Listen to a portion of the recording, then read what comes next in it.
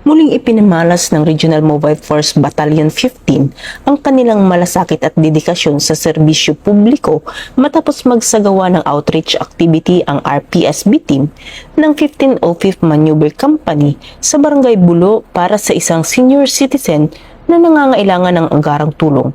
Ang aktibidad ay bahagi ng patuloy na pagsisikap ng kapulisan na mailapit ang serbisyo sa mga mamamayan higit sa nangangailangan, lalo na sa mga nakatatanda, may karamdaman at nasa malalayong komunidad. Sa pangunguna ni Police Captain Byron L. Dulansi, nagtungo ang grupo sa tahanan ni Miss Minda, 84 na taong gulang, na kasalukuyang hindi na makakalakad dahil sa komplikasyon sa kalusugan.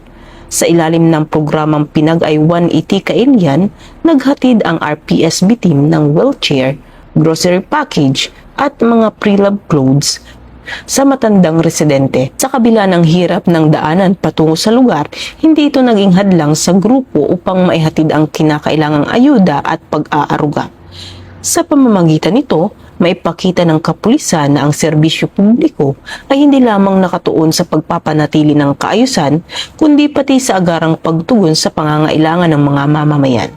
Ayon sa RMFB 15, layunin ng programa na mapalapit ang serbisyo ng kapulisan sa komunidad sa pamamagitan ng pagtulong sa mga mamamayang nangangailangan at pag-uugnay sa kanila sa tulong mula sa PNP, ang katuwang na organisasyon at iba pang sektor.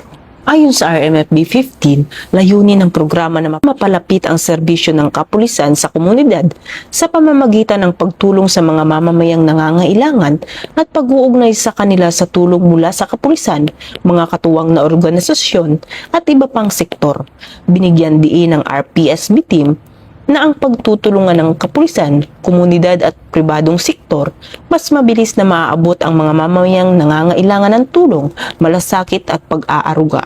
Sa ilalim ng bagong PNP para sa bagong Pilipinas, patuloy na isasulong ng kapulisan ang serbisyong nararamdaman, serbisyong umaabot sa tahanan ng mga mamamayan at nagbibigay pag-asa sa mga higit ng nangangailangan.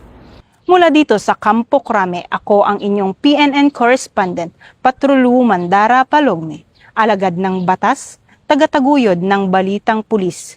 Ito ang bagong PNP para sa bagong Pilipinas, serbisyong mabilis, tapat at nararamdaman.